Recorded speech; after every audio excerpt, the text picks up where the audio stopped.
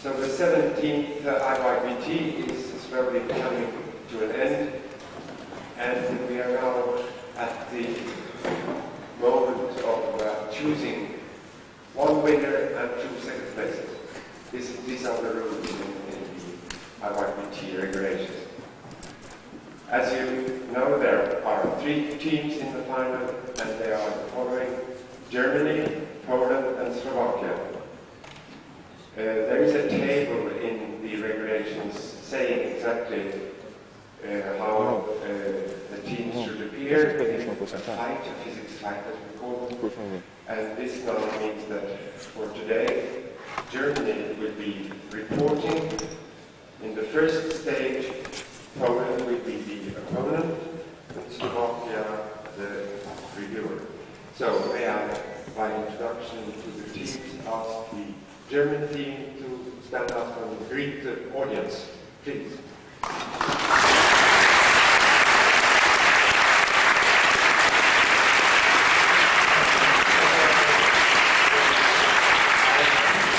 Polish team, please tell the audience where you are.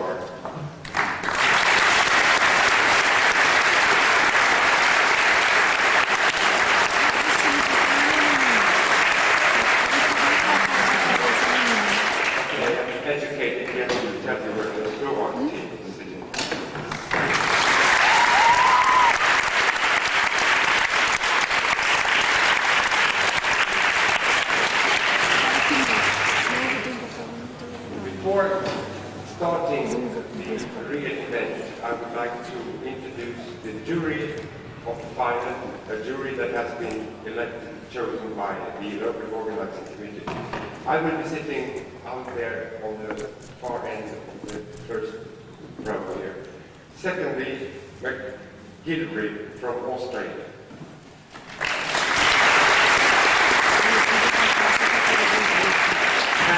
And Miss Bibliashvili from the United States.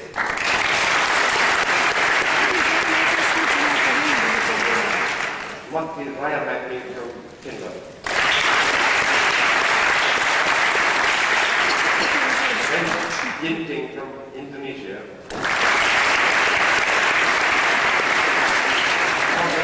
Jung, Switzerland. James Balcom from the United Kingdom.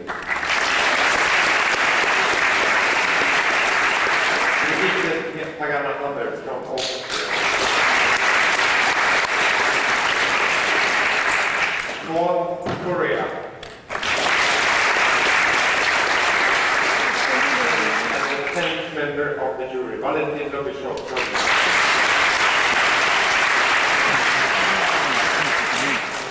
Well, this final is a bit different from the previous physics fights. There is no challenge. The German team, as the reporter in the first stage, has chosen the problem number 1, Misty. Would you like some preparation time, or can you start? You have several minutes. Yes, you have actually 5 minutes from the preparation. Go on.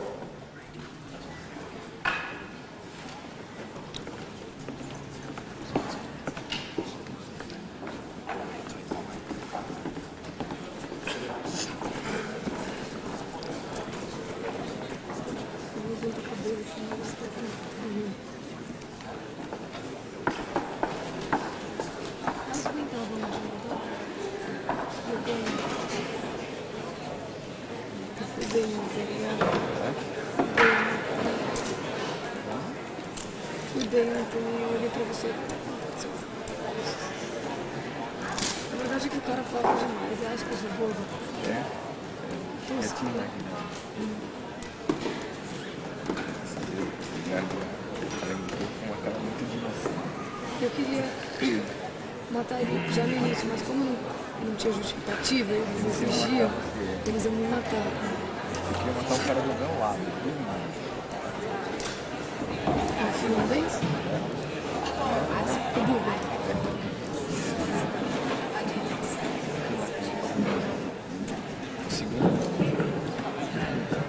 Segundo opção do detetive. Quem era?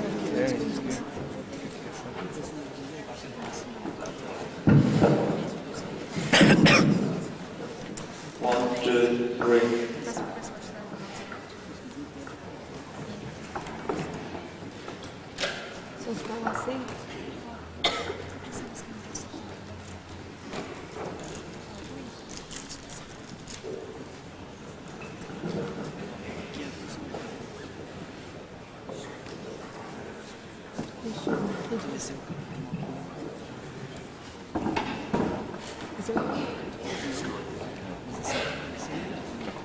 baixinho. Aquele lá tá.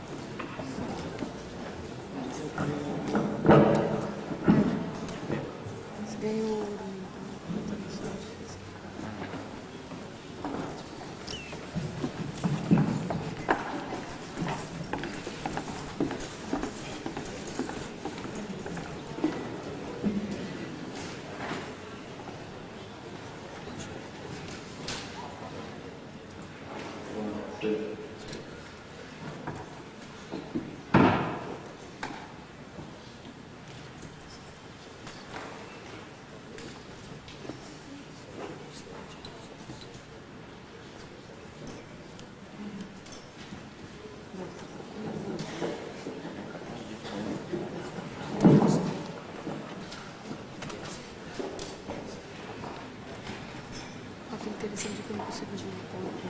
Okay, it seems that the German team is ready to get started. They have not used up the... So, good morning, ladies and gentlemen. I would like to present problem number 1, MISTI. My name is Igor Gotlebovic and I represent in this fight the German team. The problem was, invent and construct a device which would allow the size of a mist droplet to be determined using a sound generator. Now let me first give you an overview. I will first present my device. Then I will come to some general characteristics of mist which can be useful for our theoretical treatment. Then I will describe how our device actually works. So I will calculate the absorption and show how it can be used to determine the size. And on the end I will come to our experimental results. Here you can see our device. It mainly consists of 3 parts. First is the transmitter or sound generator. It is a speaker and a frequency generator. Furthermore, we use artificial mist created by fog generators in this area. Then we have a plexiglass pipe, about 2 meters long, which connects it to the receiver, which is just a microphone connected to laptop with which we can measure sound intensity. But now let us explain how it works. First, on some general characteristics of fog. Fog can be considered as an aerosol in oscillating fluid, as it is called in the sound wave. That means a lot of small droplets are distributed over the air, where the sound wave propagates. Well, droplet sizes are very small compared to the wavelengths of sound. Therefore, we can consider that the sound velocity around the droplet is constant, but time dependent. But furthermore, water concentration in such a mist is also very small. Therefore, some effects like change of sound velocity can be neglected. Let us now consider a small droplet in such a sound field.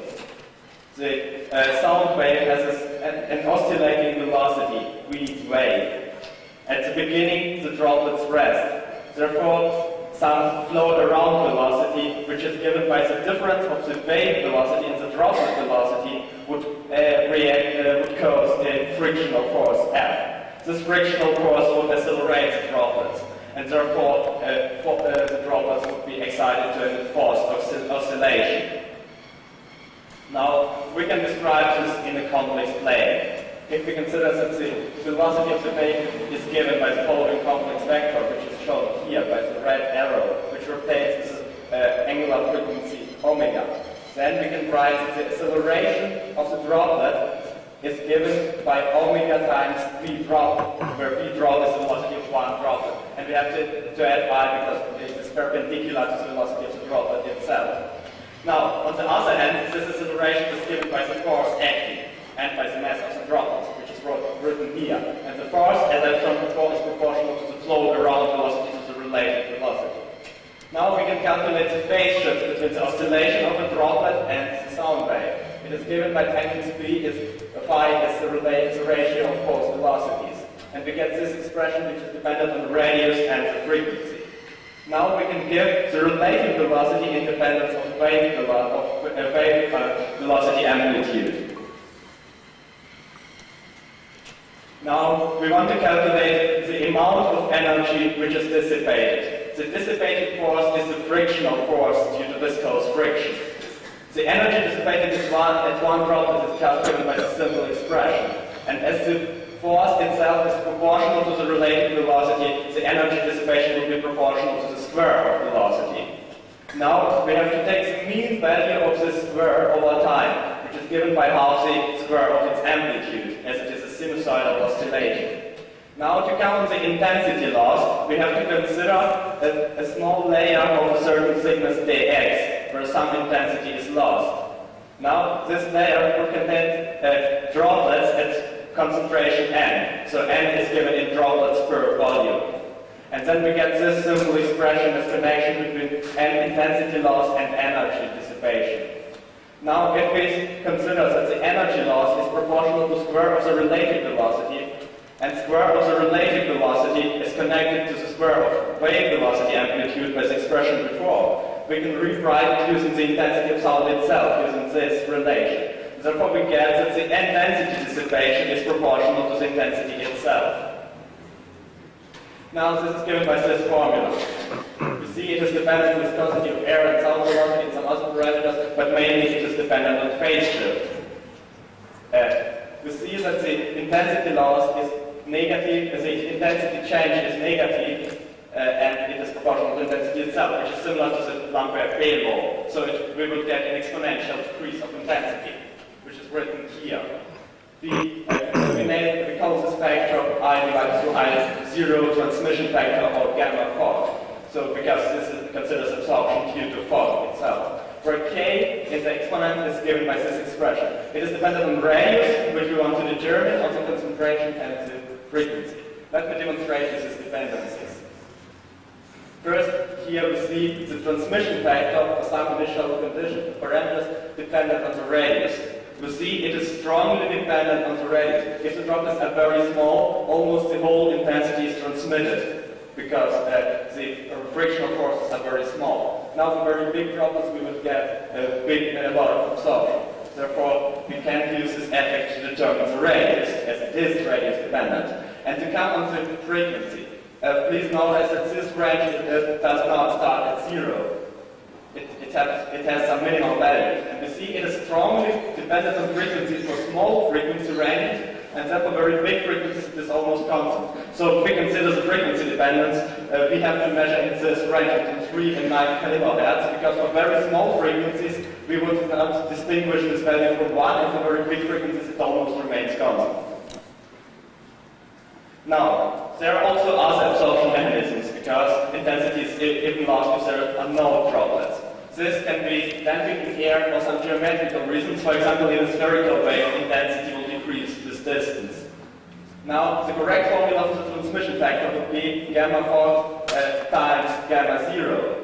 But the interesting thing is, gamma 0 is not dependent on fog parameters, because the air which causes this damping is independent of droplets. Well, and the main idea of our measurement would be to eliminate first gamma 0 by measuring intensity loss with and without fog. So we just build the relation and get this relation as gamma fog. We do not measure the initial intensity, but only the end intensity in two cases. And furthermore, we can also eliminate the unknown concentration. We have seen before we have two unknowns, the radius and the concentration. And the concentration can be eliminated by measuring at two different frequencies. And herefrom, we get the end formula for R. Now, it looks quite complicated, but it isn't. First, at the beginning, we have some numerical factors. Then, this is just a material constant. So, eta is the viscosity of air, and rho is just water density. And in this expression, we have just logarithms of transmission factors. And you see that the index 2 corresponds to the second frequency, and the index 1 corresponds to the first frequency. Now to come on our device. In our experiments, we only had a small amount of fog which we were able to create with our fog generators. Therefore, we decided to use a plexiglass tube where the sound wave propagates. Now, all geometrical characteristics and damping due to air over the tube are captured by this gamma 0, which, as I already said, can be eliminated. Now we use ultrasonic fog generators, as I already said, and we measured with the fog flow. That means we added here a chamber where we can suck the mist in the tube and measure the density during it is flowing. But its velocity is much smaller than the velocity of sound, therefore it must not be considered. And some experimental properties to gain the best accuracy, we have to roll up the cube because otherwise water is condensed on the walls and it results in smaller accuracy. Now here you see one more time our receiver. You see the microphone is inside the tube, therefore only the sound wave propagating in the tube reaches the microphone in its intensity is measured, which can be easily verified experimentally. Now, this is how our measurement normally looks like. First, we have an intensity with tube just filled with dry air. Then we start the fog in and we get a smaller intensity. And these are those intensities that we measure and we build a ratio of them. Here you see our experimental results. You have seen above the formula for just 2 frequencies, but of course this can be extended to apply the methods of linear regression for many frequencies. So we took, in this case, 5 different frequencies and measured values, where u and v were the expressions from the formula, so we just defined 2 new variables to simplify the alignment with theory. You see, it is really a very good straight line, and from the slope of this line, which was considered in our formula for R, we can determine the droplet radius. Now, using the method of least squares, we get the value for R, which is 2.3 plus minus 0.2 micrometer. Literature values for the size of such a mist droplet generated by a piezoelectric generator vary between 2 and 4 micrometer. Therefore, we consider, due to good verification of our theory-based experiment, that this value is very reliable. Now, let me summarize. Our basic assumptions were the absence of dispersion, which is in this case only essential in cases with and without fog, because we don't build relations of any intensities measured at different frequencies, but we just use relations of intensities measured at one frequency. Furthermore, we consider that droplets have constant size, which in reality isn't. In reality, we would have some distribution, but it cannot be determined by a finite number of measurements. Now, we could have achieved higher precision by using more powerful fog generators or by using natural mist, but it is almost impossible to predict at which place we would find the value filled with fog to do our measurements, and we also need power supply for our measurements. But in general, our test theories did not just give us a numerical value for the size of the mist droplet, but it also verified the theory because it was a very good straight line. Therefore, I think we have solved the problem and we have built a device and used it to measure the size of the mist droplet. Thank you for your attention.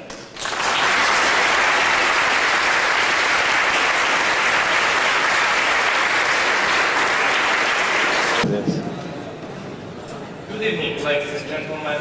My name is Dariusz Bach and I represent the Central Secondary School from Warsaw in Poland. I have some questions taking the problem in general. First, a very simple question for a beginning. What kind of wave is a sound wave? It is a sinusoidal wave, as we used a sinusoidal frequency generator. What I mean is it a longitudinal wave or? It is, of course, a longitudinal wave. Of course. Next question. Is the mist a homogeneous environment? We consider this in our case. We used it in our theory because we can't measure the distribution of droplet concentrations distributed over the tube, so we consider it as homogeneous, which would be the case in nature. So one of your assumptions in experiments is that the mist is homogeneous? Yes, that's what I meant when I said the droplets have constant radius and are distributed homogeneous. All right. Have you conducted, anyhow, experiments on fog, which is not artificially generated? No, as I already said, it's very difficult to predict where we would find the fog. So we just would have to take a car and the power supply with us and look for fog, which was not as feasible. All right. Questions about the mist itself. Are the sizes of mist particles changing with time? No, in our case they aren't, because mainly the size of mist droplets is given by the frequency of piezoelectric device. The theory of this was developed by many scientists, and there are expressions which give, of course there is some distribution, but the peak, so the main drop of radius is given just by the frequency of piezoelectric device. Okay, this is the last question now. The last question. Well, that's not exactly what I meant. I meant the target sizes of the particles changing. For example, at the beginning the size equal 1 micrometer, and then it increases. Yeah, For some reason. Yeah, it can change mainly due to collisions between single droplets, but this effect caused by sound field only occurs for intensities more than 140 decibel, for example in thunders, but it was not the case in our experiment. Thank you very much. Thank you very much. Thank you very much. Now, the opponent has 3 minutes for preparing. The competition is like this. The opponent has 5 minutes on his own if he wants to. He can also defer some of his time to a discussion. And the combined time of his own opposition and the discussion is 15 minutes altogether. So, please. First of all, I would like to thank the German team, the German reporter for his presentation. I must say that it was absolutely great to hear a report on such a hard task. And even though I will point out some unclear points of the presentation, I must admit that I was impressed. And really, the work he had done is really commendable. And well, I wish that everybody would spend such a lot of time on working on the tournament's tasks. Well, however, my work is to point out some mistakes, so unfortunately, I will have to do it. Well, first of all, in his presentation, he had shown us a good outline of what he is intending to do. He is clear English and it was easy to understand what he had to tell us. The description of the experimental setup was great. We could clearly observe everything he has done. The setup itself was great, I must admit that. The assumptions in his theory were clear. However, I'm not quite sure if they can be applied to a real list. However, for these conditions and those experiments, they were good. The theory he presented was wide, described the phenomenon fully, had many good formulas which sometimes were complicated. However, for such a complicated task, the formulas do not be complicated, so it was kind of obvious. However, I must say that I couldn't fully understand some of them because of the lack of time probably, so we'll go back to that in the discussion. As for the disadvantages of the theory, the assumptions do not satisfy the real miss condition, which I must once again point out is very important. And I couldn't see any literature in his presentation, and well, that would be good. As for the disadvantages of the experiment, first of all, which is in my opinion very, very important, he had omitted the resonance in the tube. We know that using such tube, and in this sound waves propagate, the tube will resonate some frequencies, some will not. And that is very important in this effect. This might have significantly changed the results of his experiment. And the error analysis method was quite unclear, and actually it wasn't mentioned at all. We only could see errors on the graph on one of the slides. I'm curious what kind of error analysis did he make. And as for the microphone, I couldn't see any analysis of the microphone because imperfections of microphones might have to affect the experiment's results. However, once again, I must say that it was great work, and I'd like to know more about it, so let's just proceed to the discussion part. Okay, let's call on the reporter to come up and talk to the opponent.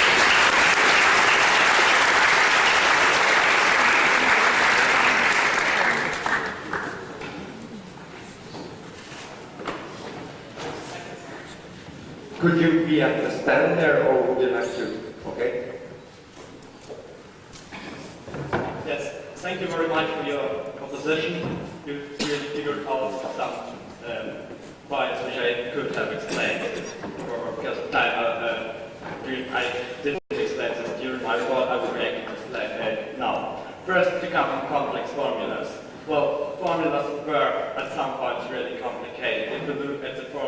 for example, formula for K. But I think without using such complicated formulas, we could not have described the effect in the correct manner to determine the ring. And I think I've explained these formulas in a graphical way, so I've shown how they depend on certain parameters, the main parameters, the values, and frequency. Now to come on the literature. I did indeed use literature. However, I did not find, so this description could not be found in literature. What I found in literature was first a description of oscillation of small droplets in the sound field. So the phase shift.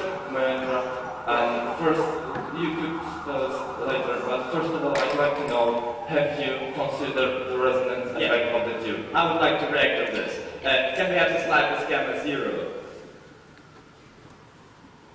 No, the one before. Yeah, this one. So you see here that damping and any intensity changes are due to two different kinds of effects. One effect is the fog. This is what I described by absorption. And all other effects can be captured by gamma 0. You're actually not answering my question. I'm going to answer your question. The resonance is just change of distribution of sound intensities in the tube. So at some point the intensity would increase, at some point it would decrease. But That's those effects, but what about my question, please? Yeah, but these effects, of course, can be both found with mist and without mist. And as we consider that the sound velocity does not change, which is really a very small effect, so about 0.1% approximately, then we can consider that the resonances are there in both cases, and they're captured by this gamma 0. They're just eliminated as we are working with relative measurements. Just measure the ratio of intensity with and without fog. Well, okay. And about your knowledge, do you know what are the resonance frequencies of the tube you had used? I Have you calculated that? I did not calculate. It can be easily calculated using the formula of a cylindrical tube. But you hadn't done it. No, I didn't. You just omitted this possible influence. Yes, because as I explained, it is not essential. Okay. Have you considered different methods of measuring the fog?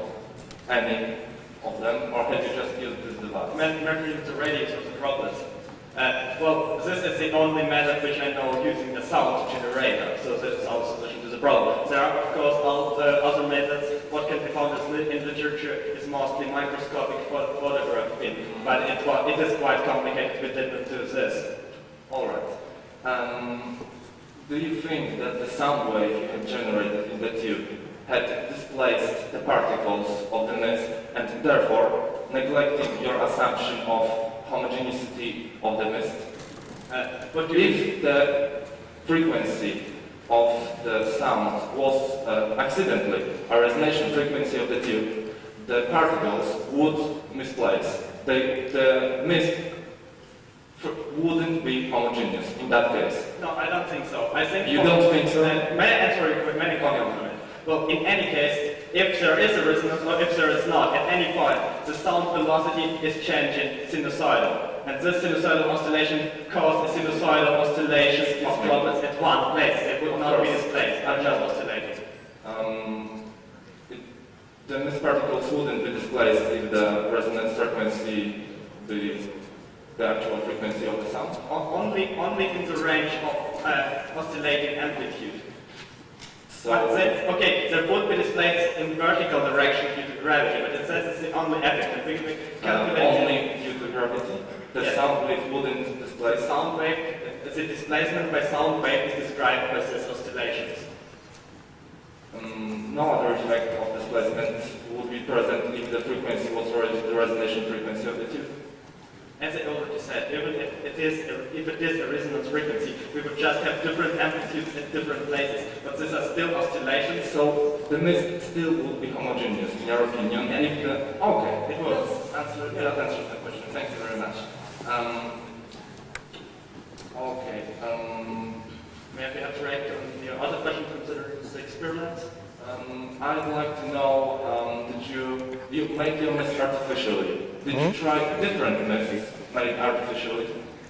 No, we just use piezoelectric This method, fog okay. generators, which can be found Okay, can just apply it. how do you know that your device is capable of measuring a different types of mist size? Our device is not, because we can't vary the size of the mist droplet. By different methods of generation the mist, you can vary the Yeah, size. well, as I said, this is mainly determined by the oscillating frequency of the piezoelectric crystals. Yes, but if you had used different method of generating the mist, would your device be capable of measuring this? Yeah, but I do not have any other methods, because the only method to vary it using such a piezoelectric device is to vary the frequency. It is around 1.4 megahertz. Yes, and this can be hardly varied because it is just built. To conclude, you only used one type of mist? Yes, I only used one type. Okay, thank you. Back to my first question about the change of the size of mist. Yes. Do you think that with time, while conducting your experiment, making several experiments on perhaps the same mist, the same generation mist, did the particles' size change? Well, in theory, it could change, but in our experiments, can I have our experimental device just the sketch? Not the photo, but the sketch, the picture. Okay, thank you. Yeah, as you can see there, we work with mist flow. That means when we do our measurements, the fog is flowing through the tube with a small velocity. Is it moving? Sorry? The fog is moving during your Yeah, it's moving, yes. all the time?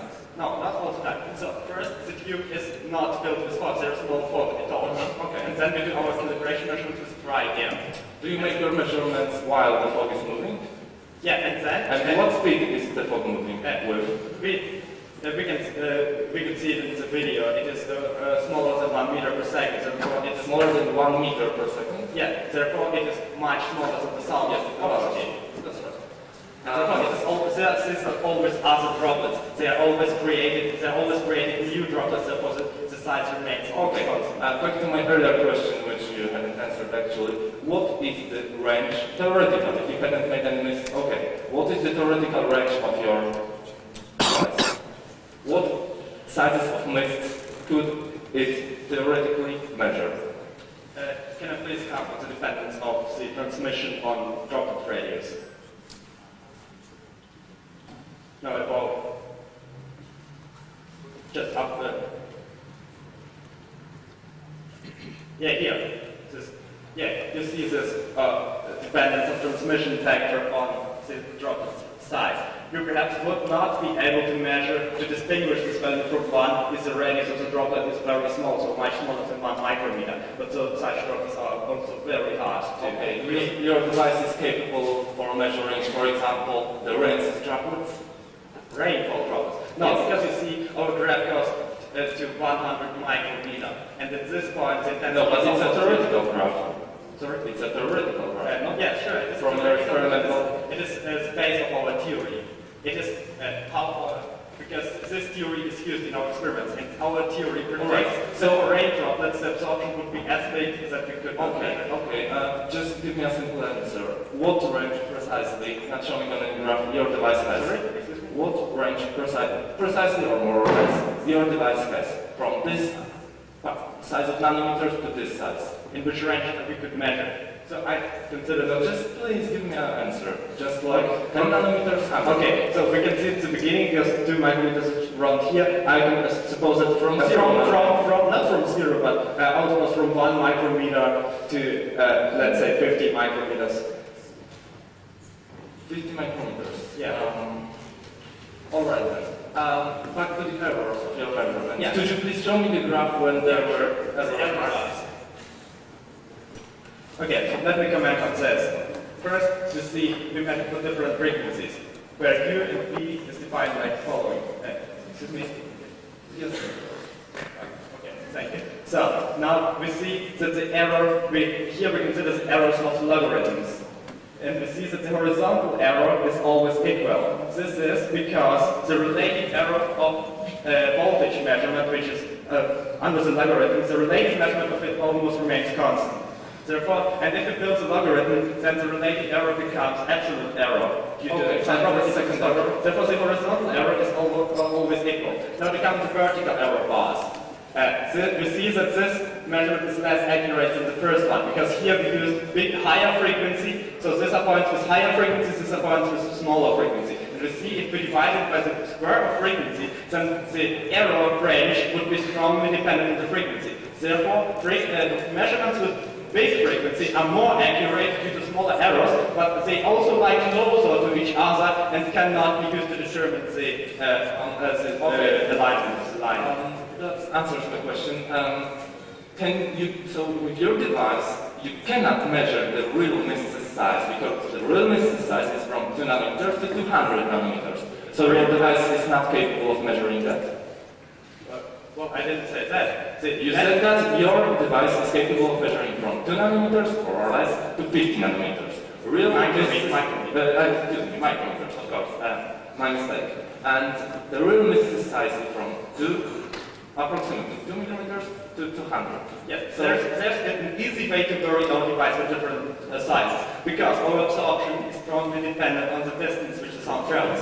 So to measure smaller droplets which cause smaller absorption, we just have to take bigger distance between the transmitter and the receiver. And to measure big droplets with big absorption, we just have to take smaller distance. So your device, just as this is not capable, you had to vary it. We will have to vary it. The time is up. Did you ask a question finally, or did you just make a comment? The time is up. I couldn't hear you. Actually, I think it's okay, so we have no more Thank time. you very much. Thank you for the discussion. Thank you very much.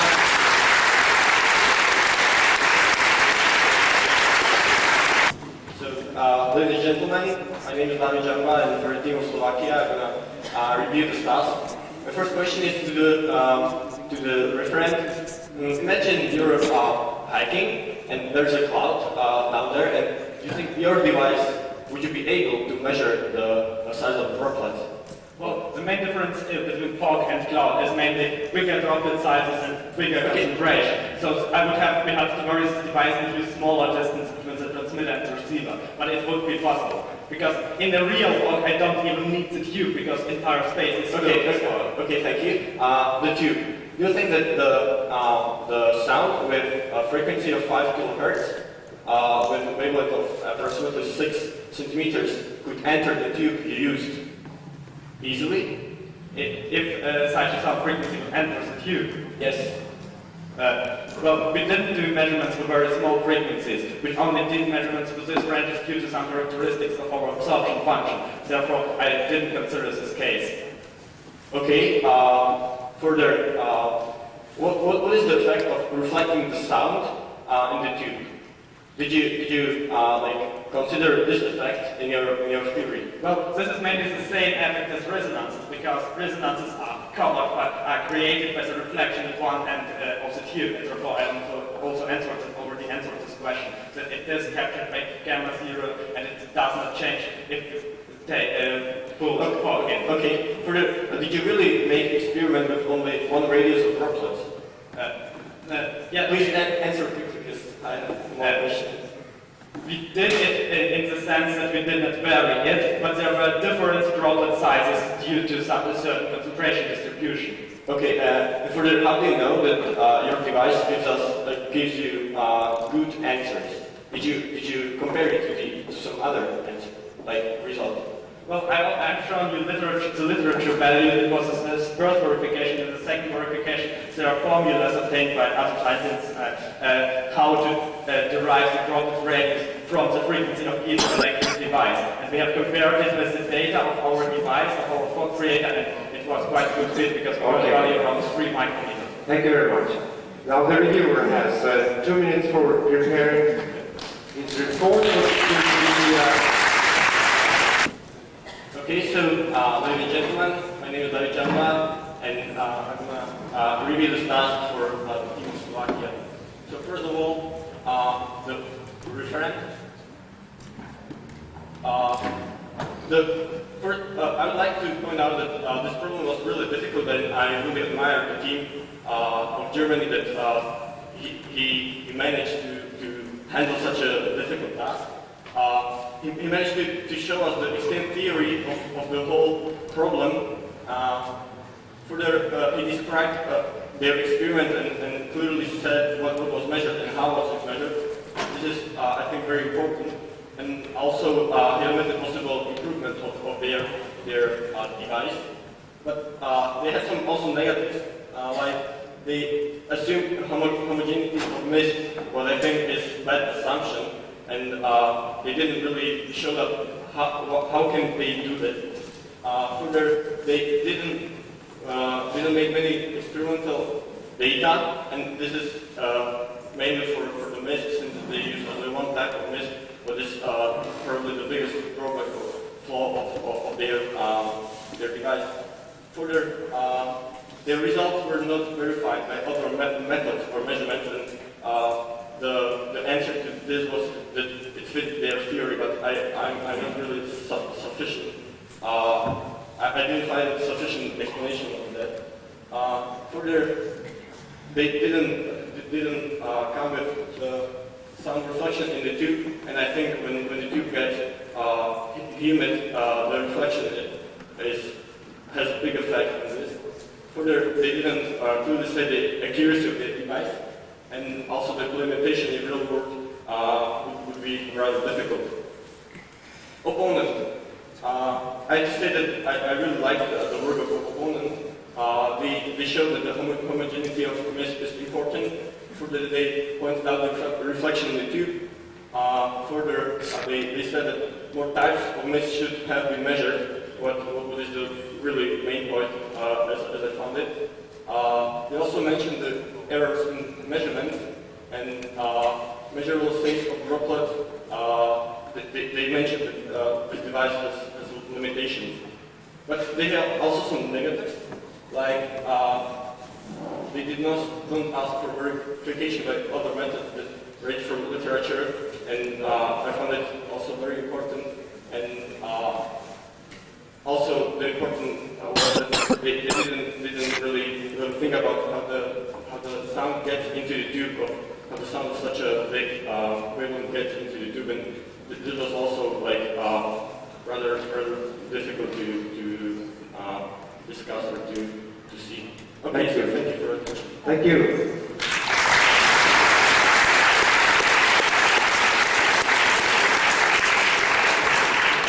The final point of the agenda for stage 1 before the grading and the questions of the jury is a 2-minute concluding remarks by the reporter.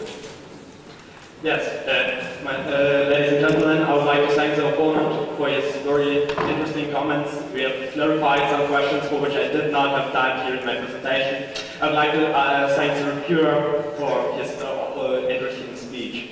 Now, let me comment some points which perhaps are very important for this problem. First, here you can see our device which should be used if we have enough mist. So for natural mist, we have here something about the cloud, if we could measure it for a cloud. Yes, we could. In this case, we do not need the tube to hold the mist, because the mist is already there. But the problem is, in our lab, in our experiments, we could not fill the entire room spot, therefore we used the tube. To come with the questions with the tube, the resonance frequency of such a tube would be 150 Hz. And this is much smaller than the frequency of the frequencies which we used, which start at 3 kHz, because for 150 Hz we would not measure any absorption. It is very small. But in general, I must say any reflections or resonances are also considered in our theory and therefore do not play a role. Now, I would perhaps like to summarize some main ideas. We do have several variables, but several unknowns, but we eliminate most of them by doing relative measurements. That means we compare intensities with and without fog, and we compare intensities always for same frequency. Therefore, the sensitivity of our microphone is of course frequency dependent. We consulted the manual for our microphone to determine the accuracy in our errors, which I didn't say, but it was an interesting question. It is frequency dependent, but we only compare intensities for same frequency. And by doing these relative measurements, we can achieve our goal. And furthermore, I would like to excuse me for the complex theory, but it is really necessary to solve this problem. Thank you very much. Okay, thank you very much. Você tem um zoom, ó. Então você tem que colocar a mão aqui, o dedo aqui e aqui. Aqui é zoom, então diminui, aperta o botão vermelho e começa a gravar. Ladies and gentlemen, my name is Piotr Podziemski and I represent the team from Poland from Stanisław Staszic Secondary School from Warsaw. I shall now present you our solutions to the problem number 17, the didgeridoo. The didgeridoo is a simple wind instrument which I'm holding in my hands. It looks like that. It is traditionally made by the Australian Aborigines from a hollowed-out log. It's hollowed out like termites. It's a remarkable instrument because of the wide variety of timbres that it produces. Investigate this nature of the sound that can be produced and how they are formed. Next slide, please. As we can see, the instrument that I'm holding in my hands is a real didgeridoo. It's a hollowed, chamfered by a terminus log that has a wax mouthpiece. And we can see the scheme of the didgeridoo on the picture. We can see that all things that produces the sound are the airflow from the lungs, the vocal folds, the throat, lips, and the didgeridoo itself. Next slide, please.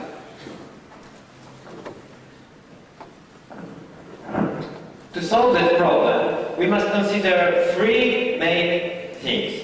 The sound waves modified by the instrument, which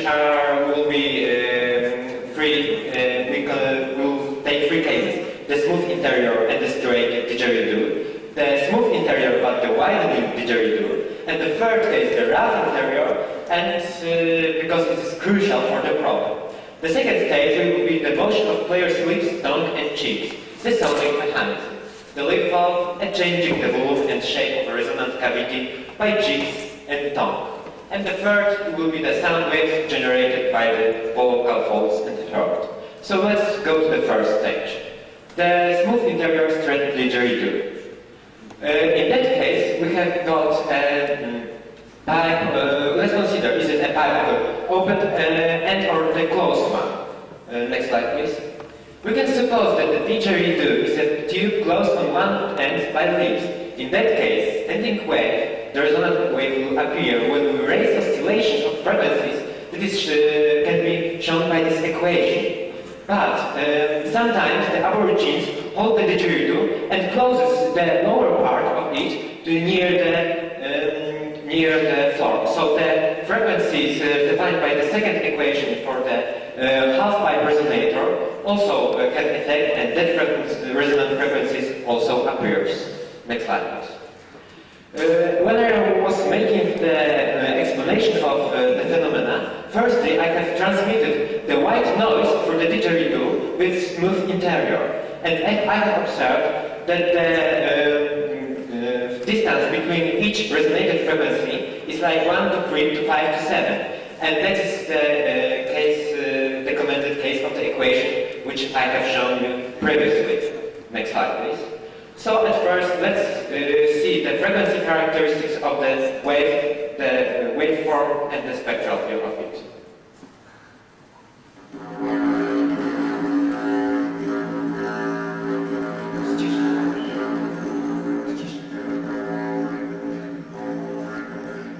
We can see clearly that some the harmonics are some frequencies, harmonic ones, are resonated and some not. Once again, please. We can see on the left above that the fundamental frequency of that didgeridoo is 54 Hz. Let's go further to analyze that sound. The spectral view of the sound. We can see two main things in here. The irregular areas, which are effects of the plane, change of cheek shape, position of tongue, etc., which I will describe further. And horizontal. We can see here a clear harmonic structure of the sound. But to show it on the harmonic frequency, let's go further. We can see here the amplitude versus frequency graph for PCV pipe, because this was the first pipe I analyzed. And you can see the clear frequencies are resonated. I have plotted a graph for it. Next slide, please. And the blue points are the theoretical points, and the red squares are my measurements. As you can see here, my measurements fits the theory as it is presented, and the error comes from min-mark value from many measurements. Let's move further. I have made then some experiments on the real didgeridoo, real one. It's a basic drum of the instrument. Next slide, please. And I have also made a frequency characteristic of the sound. It's also the ratio that we can see at the bottom side of the slide, and the base frequency was 73.5 Hz because the didgeridoo length was smaller. But let's see how the frequency is changing in the time. This is also crucial for the problem because, well, the time is moving, the aborigines change the shape and the sound. Let's hear it. On the y-axis is the amplitude, on the x-axis frequency.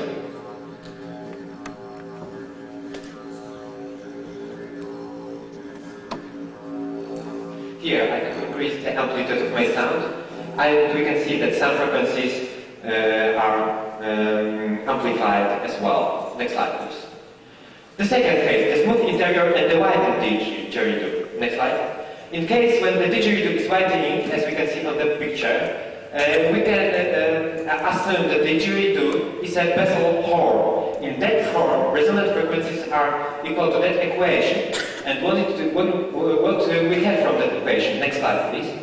In the case of typical widening, the vessel equation is much simple, as we can see in the middle. And this theoretical model is working also for not widening didgeridoo. We can see the equation on the bottom is the same which I have presented previously. Next slide, please. In the third case, the rough interior. I have gone to the Museum of Asia and Pacific Ocean in Warsaw to get a real didgeridoo that was chamfered by the Thermites. Next slide, please. And I have looked into its interior. As you can see, the chamfer interior is very rough. There are even some 1.5 centimeters cold, and this is the crucial for the problem. It must affect the sound. Let's analyze it. I have made the white noise transmission through the didgeridoo with rough interior and the smooth out polyethylene pipe. As you can see, in the first area of the frequencies to 1.5 kilohertz, the sound is the same as in the didgeridoo with smooth interior. But in the higher frequencies, the irregular part caused by rough interior appears because of the small irregularities in the tube. And we can see it clearly here. Next slide, please. We can see also that the main frequency characteristic plot didn't vary very much from the previous one that I have shown. Next slide, please. So let's analyze now the motion of the player's lips, tongue and cheeks, the sounding mechanism of the instrument. Next slide. We can assume that the lip valve operates very nearly its resonance frequency, and the motion of the player's lips is nearly sinusoidal and can be described by this equation. Next slide, please. The air in mouth at pressure is at pressure above atmospheric when we are blowing. Then, the lips open by swinging forward and they are pushed out by the pressure. Next. Then air rushes out, the pressure in mouth is lowered, so the tension will push them shut, and the whole process is coming to the first stage. Next one. We can calculate that from that the volume flow through the lip valve. Next slide. And after solving this equation, we obtain the equation for the volume flow and the graphs for them. We can conclude that for the very big amplitude of the sound, the clear droning or bustling effect can be observed because of the big damping in some areas of the time. And for the lower, it is not so clearly observed. Let's move further. We can think about another effect, the effect of mouth, because sometimes they are blocked off by closed lips, and sometimes forms a Helmholtz resonator consisting of the closed volume vented by the lip opening. And this resonant frequency of the resonator can be estimated by crystal frequency analysis. And we have made such an experiment and achieved range that differed from about 500 Hz to about 3 kHz because of changing of the mouth volume with the tongue and cheeks like that. Next slide, please. And now, considering all the effects that are on the didgeridoo, let's make a real experiment on it.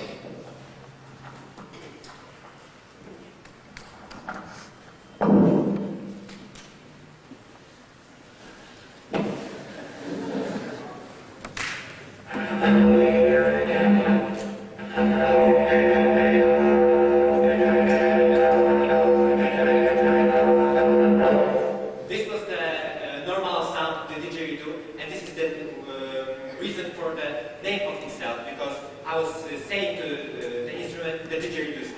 And now let's make some animal noise on that instrument.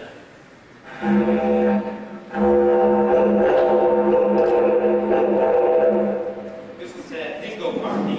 Let's make another one.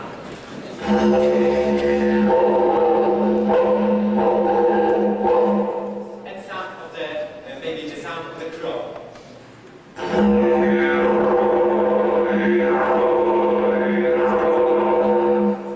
And the last line, the rhythm.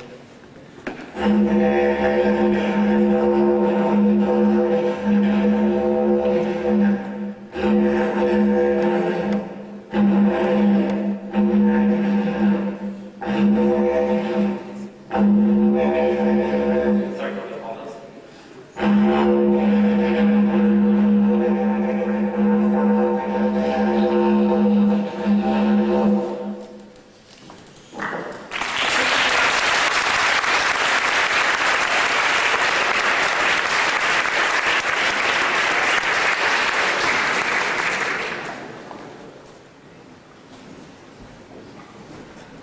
Have you finished? Yes. Okay, thank you very much for this performance.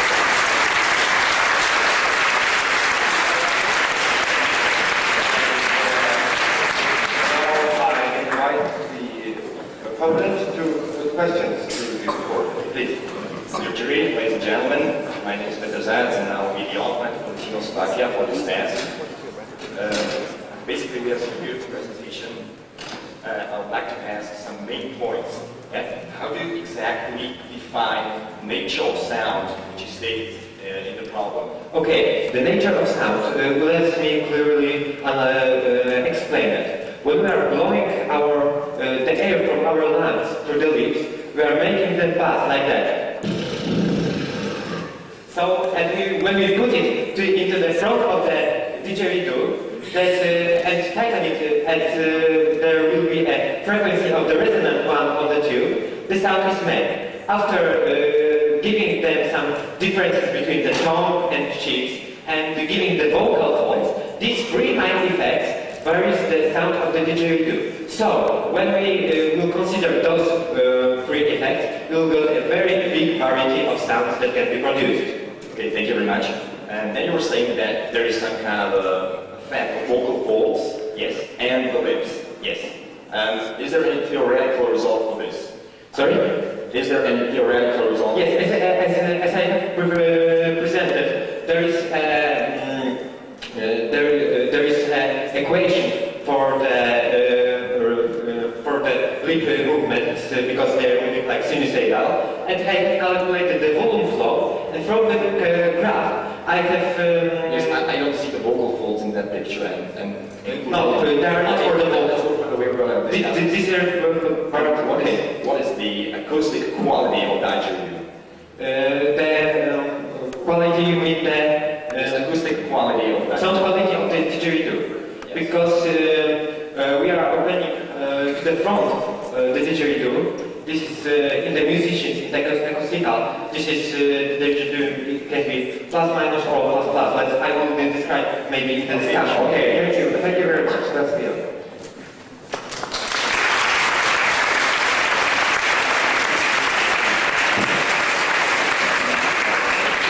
So the opponent now has 3 minutes to prepare. composition.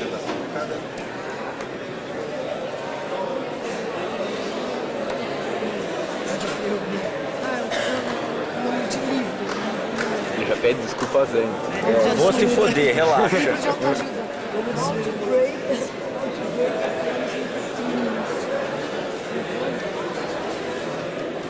Okay, the time for preparation is up, and the opposition has 5 minutes on his own if he wants to. The total time for the discussion and your opposition is 15 minutes, starting now. So one more time, your jury, ladies and gentlemen. My name is Peter Zaz, and I will be opposing this task for the team of Slovakia. Firstly, I want to thank the Polish team for a beautiful presentation. We really enjoyed it. There were many points which we were expecting and weren't there. So let's go through the positives. You brought your own didgeridoo, which is the main thing in this task actually. You brought your didgeridoo and you have played it. You have described the track of the musician. We think that the track of the musician in this task is crucial. Each musician has a different track, can produce different timbres, and you have described as well in the beginning of the presentation, which we really enjoyed. That was a plus. Then we have seen the spectral analysis of your didgeridoos. You have shown different types of didgeridoos. You have shown also different smoothness of the inner walls of didgeridoo, which is very important in this case and was described in the presentation. Then we also investigated actually the influence of the cavity. How does the cavity of the musician influence the particular sound which is produced in the didgeridoo? As for this, there were many positives, but there were also negatives, which we have to point out in this presentation. And that means we haven't seen your actually. How did you measure? What was your experimental setup in the whole thing? How was it measured through time? You did not describe all parameters which influence the timbres. You have described many, but there was a lack of parameters describing the timbres in the presentation. We can discuss this later on. We haven't also heard what is actually the quality of the acoustic quality of didgeridoo, and it is a musician instrument, so it has to have a particular quality. So we might discuss also later on. The material of the didgeridoo has a particular thickness and particular stiffness, and how does the sound depend on these parameters? Would be really interesting to see. And of course, you have mentioned that also vocal folds and lips do produce a particular frequency which then resonates in the didgeridoo. The interaction between lips and vocal folds was not explained and not quantified. So we would like to see this, and maybe we can discuss it also later on. Then the frequencies actually, which we have seen in those graphs, all those frequencies were in a particular range, in a particular term, divided throughout the spectrum. But the theory showed that the sound has got its higher harmonics and it is a pure sound. So there is maybe a misunderstanding, or the theory for a real didgeridoo is a little bit different. This is what we may discuss later on, so I would like to start a discussion now, because there are many points which need to be cleared out. Thank you very much.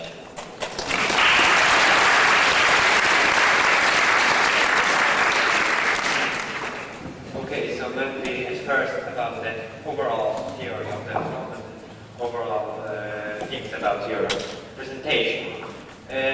The first thing, because the theory which I have presented at the beginning is a very, let's say, clearly, it's a simple one, and it's very linear. And due to the fact that the sound production in the wind instruments, in the like the didgeridoo, It's a non-linear process, and it's very hard to describe it. And nowadays, the acoustics professors are trying to do that. Yes. So I have, can I? Okay. I have tried to analyze the lead vibrations, the sound quality, and I presented graphs for it to make it deeper analysis of the sound. And so it's for Okay, this. so let's have a look at it. Can you show those first equations in your presentation? Yeah. Please. In the beginning. Okay, here. Yes, we can see that with rising the number n, the frequencies change regularly. But the term, can you see those graphs? Yeah, the next one. Next. Yes. As you can see, those graphs are in a term. Sorry, 1 to 3 to 5 to 7. The spectrum, the higher, these are not higher harmonics. The amplified frequencies change with the rising frequency at a lower and lower term. It's And the theory does not prove this. So the theory shown was for hollows, or for just a tube, a simple tube, or was not for didgeridoo. Sorry, I cannot agree with that because two things.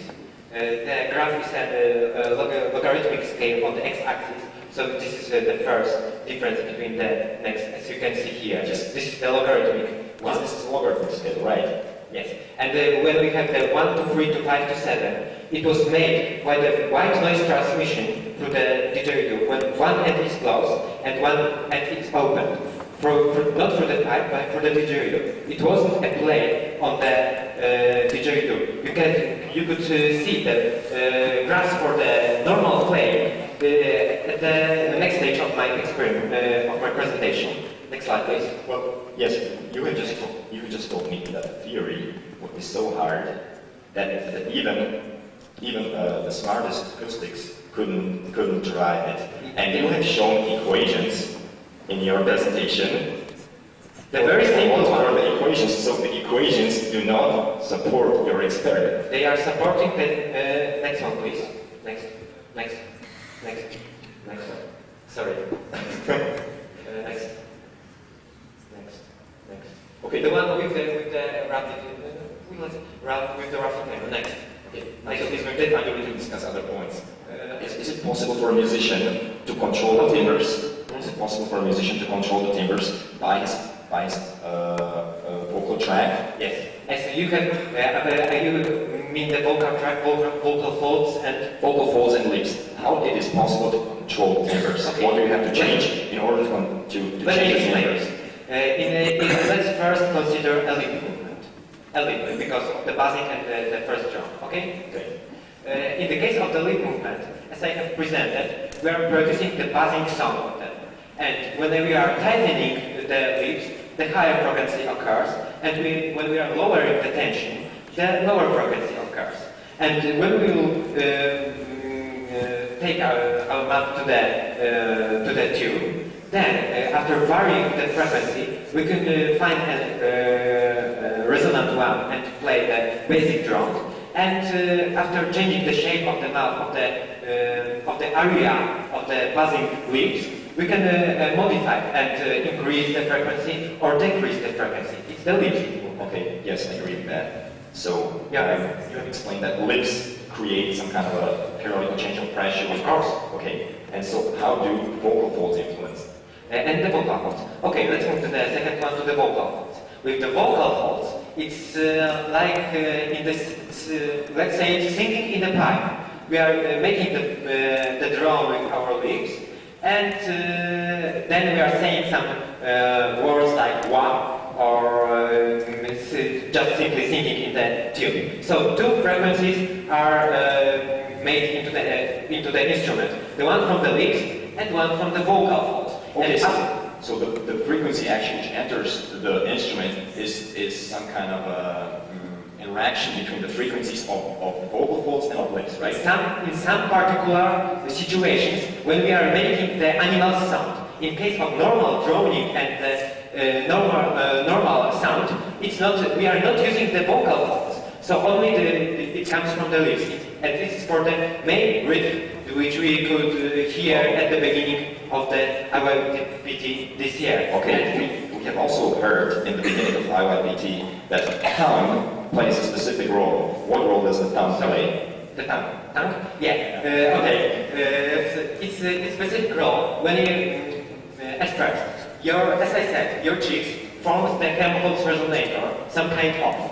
Then, if you vary the shape of your tongue and the position of it, the frequencies resonated by this chamber, by this cavity, will change. It's the first one. The second one is that you can sometimes close the entrance of the tongue and produce some sounds. Maybe we'll bring the didgeridoo here and I will present how it looks like. And it would be great if you could show us how you change the timbres, for example. Okay. At first, I will use only my cheeks, not varying the position of the tongue.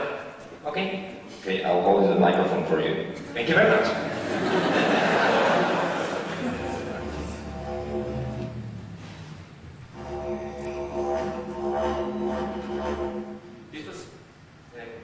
This was by the varying of the pressure that is caused by my cheeks moving in and moving out. And the compositions with the tongue. Now I will be moving my tongue in my mouth. Okay, I'll hold the microphone for you again.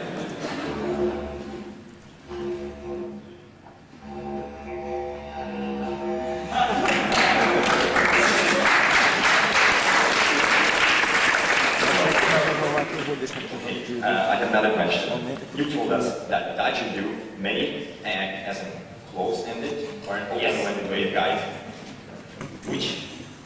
Okay, I will present it. Can you hold me once again? We have got two types of playing. The one that I was presenting in my presentation, so that you do is like that, and one and it's open, and one that we could see on the opening, like that.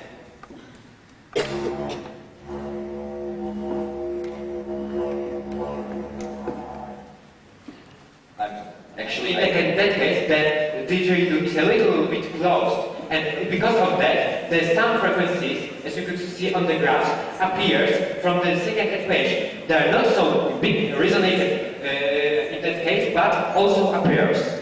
Isn't the resonance also on the side where you play with your lips? Sorry? Isn't the resonance also on the side where you play with your lips? On the side, you mean? Yes, on this side where you put your mouth. Yes, there is also a resonance because sometimes my mouths are closed and sometimes they are open, they are oscillating. So sometimes the area here is closed and sometimes it's open. So we can't say that it's strictly closed as I have made at the beginning assumption. Sometimes it's open, but the influence of that is, in my opinion, very small. Okay. Is the diameter of the inner bore of the upper vocal tract of the musician similar with the didgeridoo, or the diameter of the upper tract, is it similar or is it not? And if it is, how does it influence? Okay, the beginning of the here in the throat is we can say this is also some kind of the pipe. So it's also influenced because it's some part of the cavity and some part of the whole scan and whole didgeridoo system while playing. So it of course affects, but this effect is considered in the case of the Hemphook's resonator of the influence of the mouth cavity and that explanation with Hemphook's resonator. And in that case, I consider that in my presentation. Hemphook's resonator? Yes, I have told that the mouth cavity forms a cavity. The mouth interior forms a cavity that we can say it's some kind of Hemphook's resonator. There is a cavity which resonates some frequencies. We can estimate it by the whistling, as I have done. Yes. Okay. you have also said that the inner walls influence very much. Yes, right? yes, of course. Okay, we have seen just experimental results. Have you quantified by the structure of the material, shape of the inner walls? Oh, I can't, sorry, but I can't tell you exactly what the shape termites have done in the interior. Okay, I just asked if those results were audited. They were, yes, they were. I have made a white noise transition, and it changed in the area of the very high frequencies because of the very small dimensions of the roughness in the interior, as we could see on those graphs, and it's varying like that. Okay, So a very short question now. Very short question. very short. A very short answer. Okay, my question is not that short, so Okay, so that's very much on the discussion. time is up. Thank you very much.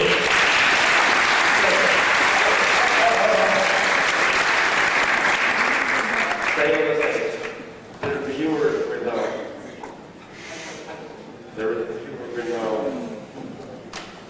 ask questions to both the reporter and the colleague.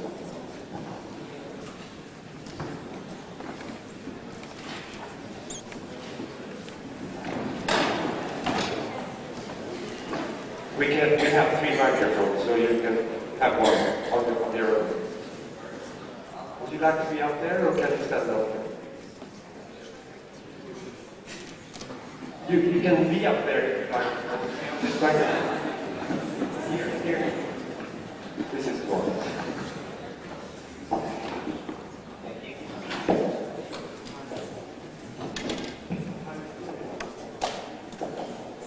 So, good day, ladies and gentlemen. My name is Matthias Müller, and I will make the review for the German team. So, I first have a question to the reporter. You have investigated the lip vibration, and what do you think is the fundamental of the lip vibration? You mean How much hertz? as I said, the lip vibration is a sinusoidal one, which I have presented the formation of the lip vibration And, because of the changes of the pressure inside. Yeah, and how much hertz is the fundamental of the lip vibration? We can vary the frequency of the lip vibration to get By the range. I don't know. Notably, the resonances of the tube. To play on the didgeridoo, we must vibrate at the base resonant frequency of the instrument. And This is the frequency of the... in case of the particular didgeridoo, Yes, and have you measured this? yes, of course. So, and what do you think are the overtones? Are they harmonical overtones, so natural multiples of this lip vibration fundamental? Are the overtones of the lip vibration natural multiples of the fundamental? You mean the influence of the mouth? I mean the overtones of the lip vibration. Are they natural multiples of the fundamental, or are they other ones? And how do they interfere with the resonances of the tube? When I will don't make at a resonant frequency, it will be something like this. As it wasn't any sound. And we can play some higher harmonics, some higher frequencies. So, you don't know if they are natural multiples or not. And what do you think to the opponent is the interference with the resonances of the tube and the resonances of the lips? Are there... Thank you. You can can you answer this question shortly? I don't really understood the question. If the resonance of the lips, in what way should it be to produce a sound? Resonances and overtones of the lips are in the same range than the resonances of the tube. So is only the fundamental equal, like the reporter said, or also the overtones? I don't really actually answer with overtones because... Okay, then you have answered the question. Thank you very much. You don't answer.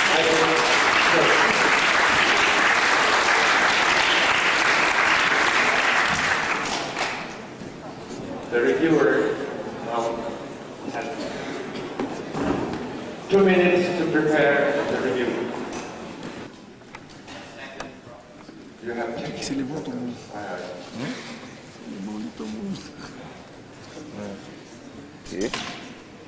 Esse alemão também tomou uma, Ronaldo. Here we go. Didgeridoo review. Matthias Müller. That's your name. Okay, very good. Veio. So, hello again, ladies and gentlemen. I first want to thank the reporter for his very impressive presentation with lots of demonstration of the didgeridoo tube and the opponent for his speech.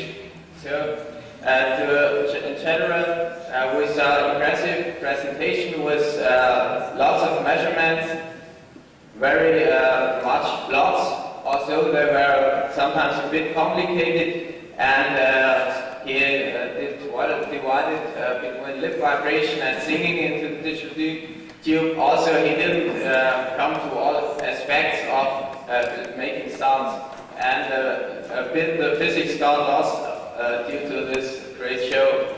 And the opponent has pointed out the main lacks of the reports, referring to the quantitatives of the lip motion and so on, and showed a good understanding in the problem as the reporter too. So we saw good experiments of spectral analysis and this for different didgeridoos with different roughness which was investigated, but we saw no comparison between graphs of different playing techniques, and perhaps he could have measured the pressure in the mouth to prove his formula for the volume flow which is connected to the pressure, or he could have measured the vibration of the lips, what frequency are they oscillating, and so the opponent has mentioned these positives of the experiment, and he has also asked for other different playing techniques, so we didn't heard much about varying the tension in the lips, which was very important as we heard from the briefly at the opening ceremony. So to come to the theory, we saw formulas which would explain the phenomenon, but we didn't hear very clearly what are the different variables in this formula. For example, for the violent turn, we didn't get what alpha and beta is, and it didn't cover that the shape of the shape of the vocal tract influences the input impedance of the horn, and so changes the resonances of the horn. And we got no description of the overtones of the lip. Also, he considered the irregular shape of the tube, the superposition of the resonances of the tube and the lips, and the opponent mentioned that there were some lags at the theory with the cylindrical didgeridoo. So, thank you for your attention. Thank you very much. The remarks about my presentation. And I must say that I made the experience of vibration, as I said, and I have told you what I have achieved, but it's not very crucial for the problem. I have presented the foundation of the sound. To conclude my presentation, the best assumption is to treat didgeridoo as a best horn type of resonator, and the big variety of sounds produced is caused by position of resonating properties of didgeridoo and mouth cavity and vocal folds. This was the task of the problem. The didgeridoo sound is affected by the length of the instrument, thickness of the instrument, its interior roughness, shape, medium properties, and my theory I have concluded from both my experiments, my theory, qualitative experiments, and quantitative experiments. I must mention also two things about that presentation. One thing is that in Poland we have got something very similar to the didgeridoo. It's called ligawka, or the other name for the longer one is trombita. And in case of the similar sound is produced, but the Polish people are playing only arpeggios, not that buzzing and the droning sound that I have presented on the didgeridoo, and this is the main difference. The second thing is that it was a very great pleasure for me to present such a problem connected with this wonderful country today here in Australia. Thank you very much. Bom, beleza, pode parar agora para gravar o Dear jury, ladies and gentlemen, my name is Maria Ursula, and I will present the task number 2, stubborn ice for the Slovak team. So let's go to the text of the task. Put a piece of ice, for example an ice cube, into a container filled with vegetable oil. Observe its motion and make quantitative description of its dynamics. So what do we understand as a description of the dynamics? It is describing the forces which are acting upon the ice and their dependence on the relative parameters, and the quantitative description of the movement of the ice. So what is this presentation going actually to be about? At first I will show you our experiment, then the description of the forces, and due to this description the movement of ice during one period. And due to this movement, we created a model which is based on a mathematical program. And then we are going to discuss the parameters that influencing the movement of the ice, as all temperature, all density, and mass of the ice. Next slide, please. The experiment. We observed that ice moves only if the all density is bigger than the density of the ice. And we observed the vertical movement of the ice, and also the movement is periodic, and it's caused by the melting of the ice. The movement also depends on some parameters of all the ice. I will show you the video of the movement. From this video, we were able to obtain the position, experimentally the position of ice per time. And we can see that the ice, if the sufficient mass of water is melted, then ice goes down, then the droplets separate, and the ice goes up. Okay, thank you. For description of dynamics, it's important to describe the forces which are acting upon the ice. We consider three forces: gravitational force, buoyancy force, and Stokes friction force. They're acting upon the ice. Due to these forces, we were able to describe the movement of ice during one period. One period we defined as time from the separation of one droplet to the separation of another one. We consider some parameters to be constant, as the mass of the ice water system, surface area of the ice, and the temperature of the oil. And then the movement of the ice is described by this kinetic relation, which is the buoyancy force. The buoyancy force changes with time and depends on the volume of melting ice at particular time. The volume of ice water system changes with time, but the mass of ice water system is constant with time. That's why we can show you the formula of the volume at particular time. And the heat which is transferred from all infinity is done by this formula. So we can see that the volume of ice water system at time depends on the transferred heat at time. So it's important to show you how is the heat transferred. The heat can be transferred by thermal conduction and thermal convection. We approximate transfer heat by this formula because it's really hard to express it theoretically. So power by convection is directly proportional to the surface area of the ice and the temperature difference. And power by convection is also directly proportional to the surface area and temperature difference, and also the velocity of the movement. So there are two constants that we have to obtain from experiment because we didn't count them. So, and we created a model. The model is based on the mathematical program. It calculates the position of ice at time for one period, and after melting of sufficient mass of the needed for creating droplet, the program inserts new parameters for new period, inserts new mass of the ice, new radius of the ice. We consider the spherical shape of the ice due to the decreasing of mass of the ice, and also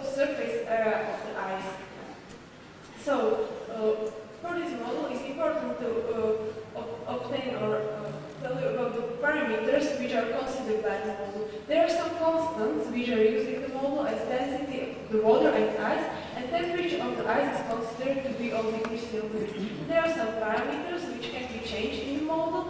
All parameters, temperature of the oil, viscosity of the oil, and density of the oil, some ice parameters as mass of the ice and shape of the ice, and mass of the drop which is separated from the ice. So let's compare, and there are also the constants K1 and K2, which we have to obtain from experiments which are needed for description of the transferred heat. We obtained it such that we fitted the curve to the experimental line, and we can tell that the heat transferred by conduction is approximately the same as the heat transferred by convection. Okay, and let's compare our model with experiments. The red line is the experimental line, and the blue line is the red line is the third line from the model, and the blue line is the experimental line. So we can see flat area here, and that is caused by the surface of the oil. The ice reaches the surface, and it goes to the surface, and then after melting sufficient mass, it goes down. So this is for the temperature of all 7 degrees Celsius. So we consider also the model with the experiment for 17 degrees Celsius, and we can see that it fits, and also for 19 degrees Celsius. So, and let's discuss the investigated parameters. We investigated all parameters. How does the temperature and density of the oil influence the motion, and ice parameters. That means how does the mass of the ice and the shape of the ice influence the motion. So let's go to the temperature of the oil. I will show you the dependence of the period from temperature of the oil. We can see that by increasing temperature, the period decreases because of faster melting, and by increasing temperature, decreasing also the mass of the droplet. And there are some differences in the low temperature, and it's caused by the influence of the surrounding. The ice is near to the level of oil, and so the surrounding has some influence there.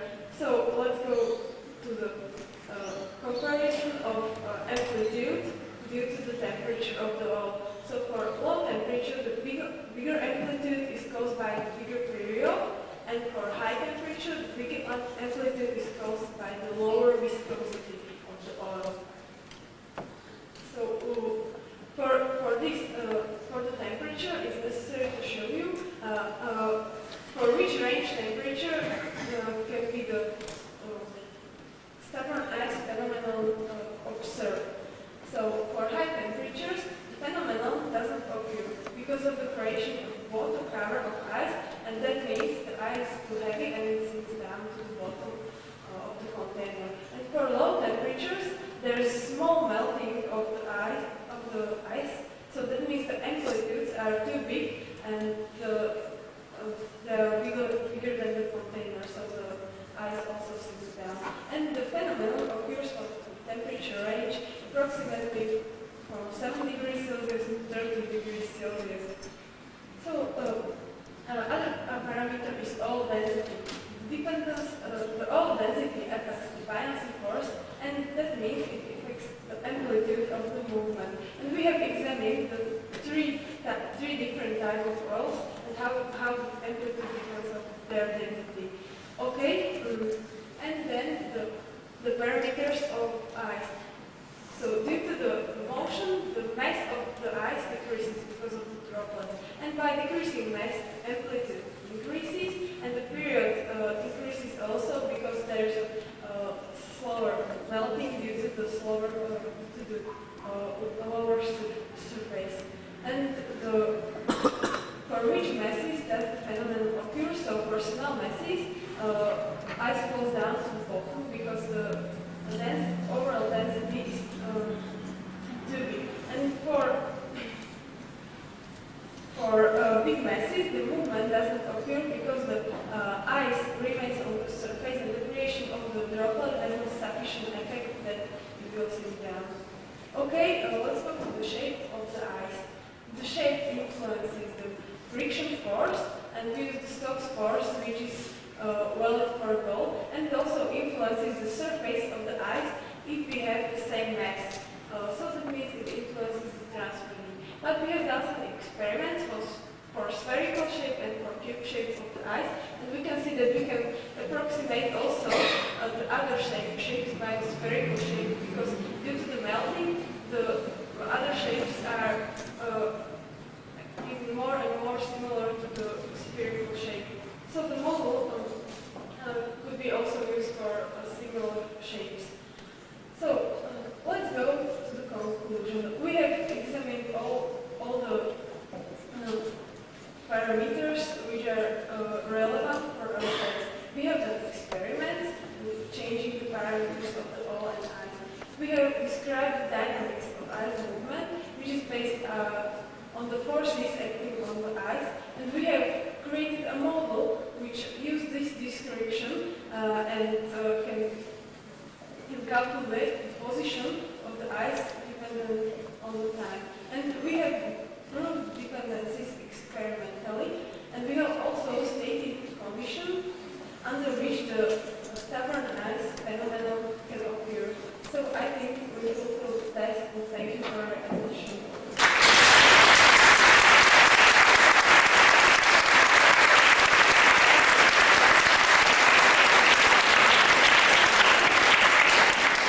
So I invite the opponents to put questions to the reporter.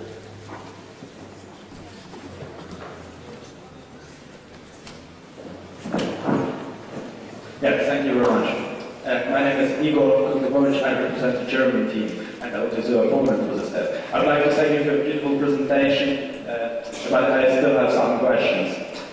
You said that different oil parameters depend on temperature. Have you measured this dependency? What depends on temperature? I didn't For example, you said that oil density as well as oil viscosity would depend on temperature.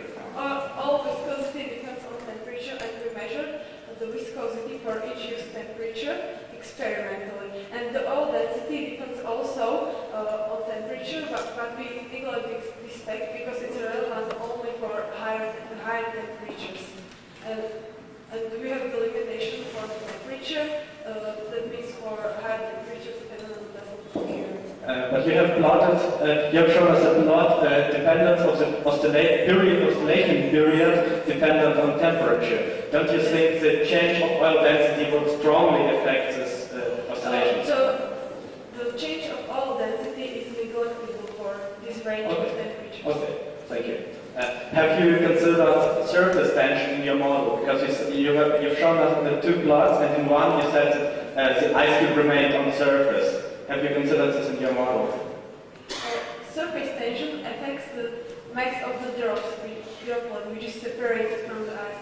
But we have the mass of the drops we have measured experimentally, so we don't have to count this mass from surface tensions and so. Okay. Have you done any theoretical approach to determine the radius of the droplet which is built? Yes, we also try to count which mass will be separated, which mass of water will be separated from the ice. But we think the better way was to measure. Okay, thank you. One last question. Why do you think is the ice stubborn?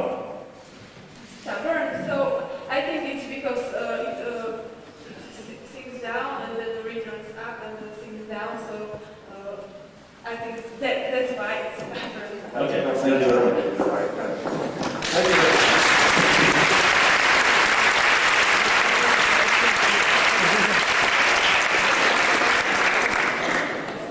So the opponent now has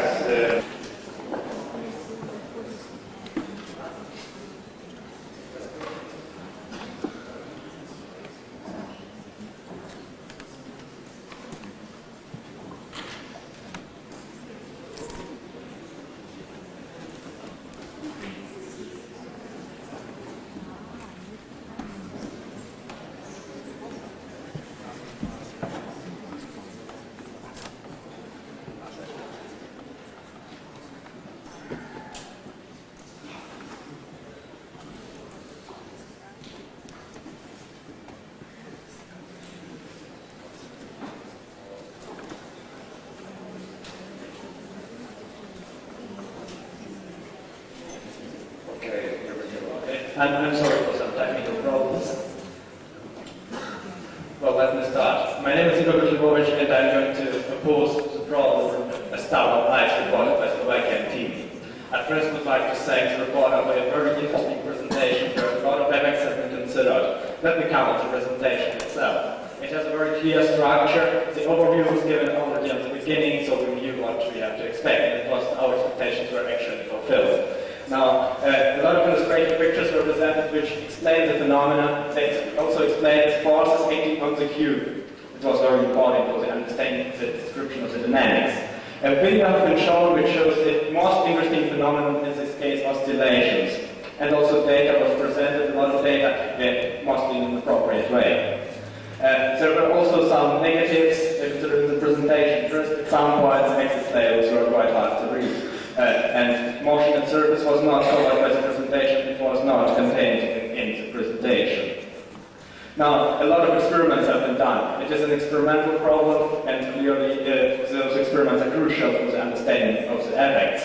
Different ice shapes have been considered, different temperatures, and also the viscosity was measured. However, I'm interested how those viscosity measurements have been done. Now, a lot of parameters have been varied, like, for example, shape of ice and oil density, and also different oils were used. However, those data was not presented. But also the experiment has some negative points.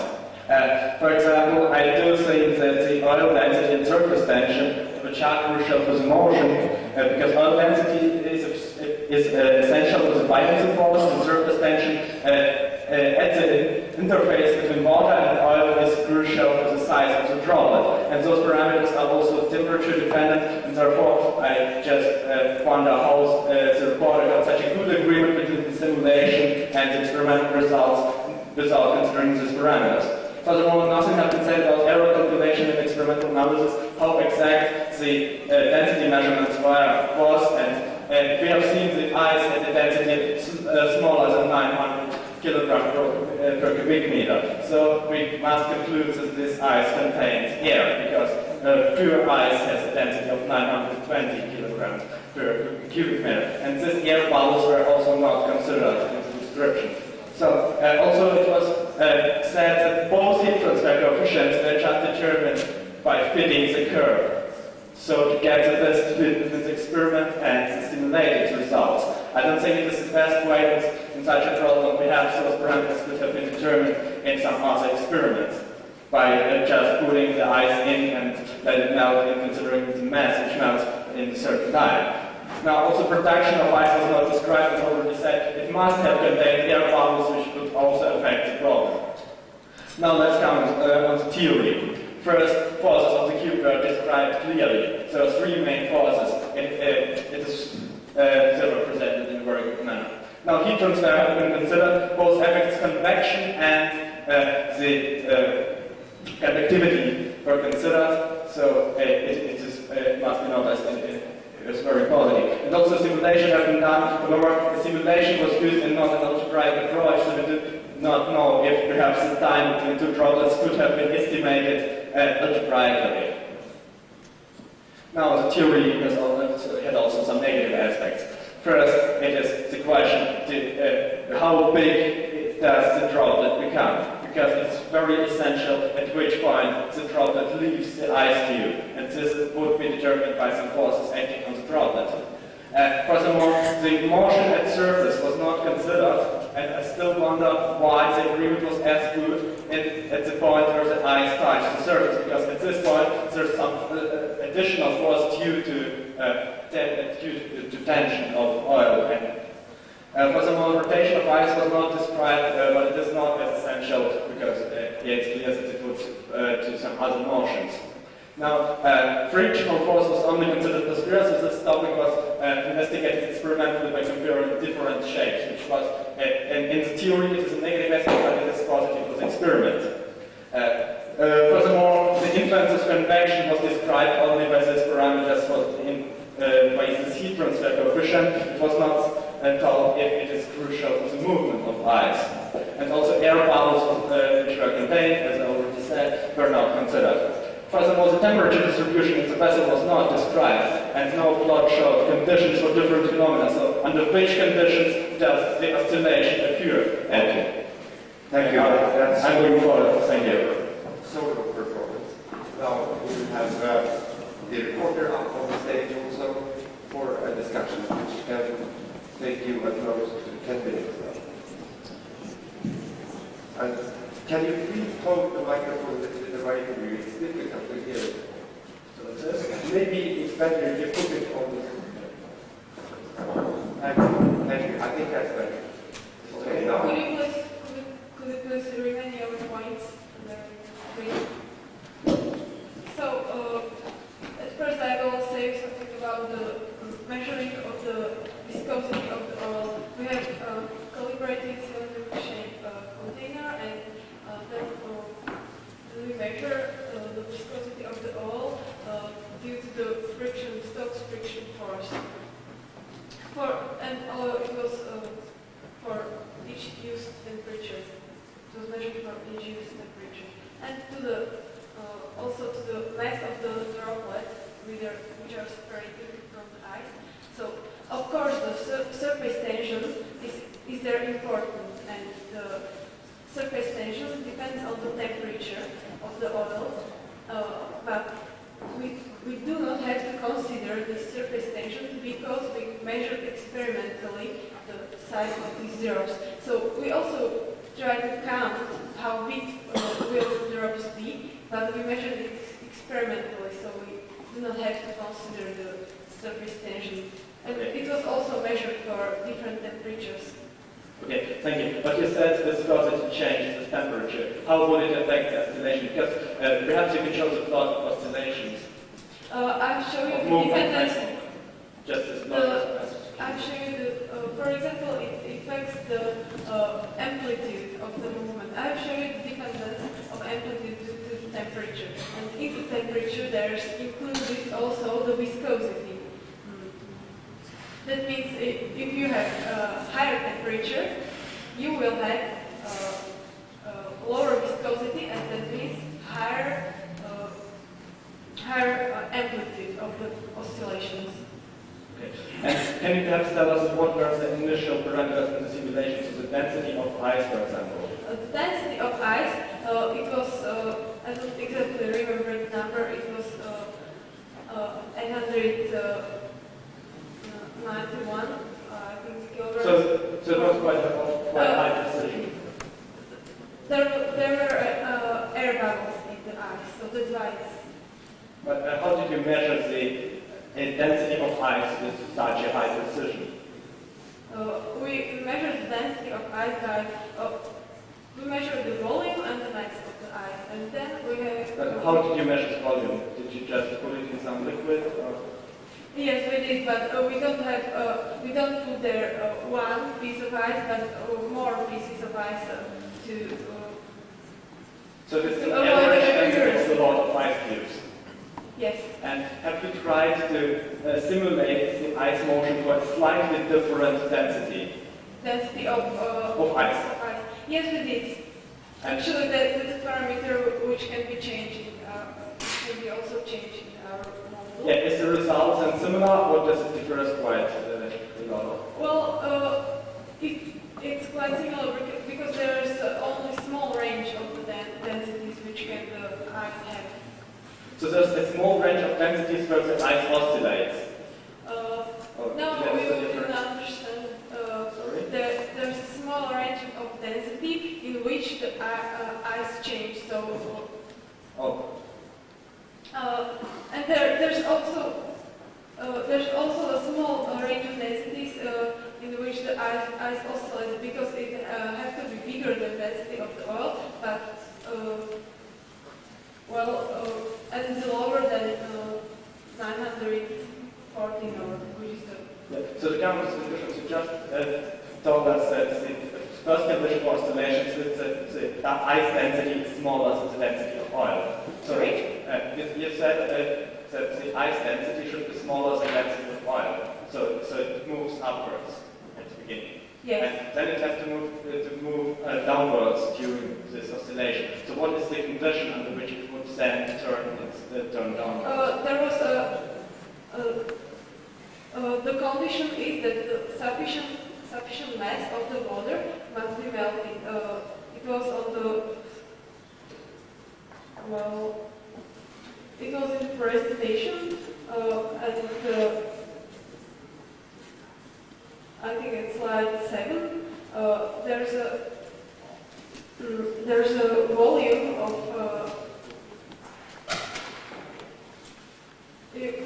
the condition is that the average or overall density of the ice water system must be bigger than the density of the oil, and then it starts to sink down. And then if the drop is separated, the overall density changes, so it's only the density of the ice, and then it starts to go up. Okay, so, but you didn't estimate for which range of ice density it would be the case? We estimated the range of mass, so the density, what do you mean with the range of? Because, I mean, you said that the ice density should be at one point bigger than the, smaller than the density of oil. The limitation for the density is that it should be smaller than the smaller than the density of the oil. But what's the second condition? It is numerical. It's smaller than which just. It depends on the mass of the ice. Okay. And you said you just gave your curve by fitting the coefficients. Is it true? You mean the coefficients for the thermal transfer? Yes. Well, we obtained it by we fitted the curve, and then we obtained the coefficients. Okay. So, what's unclear about this?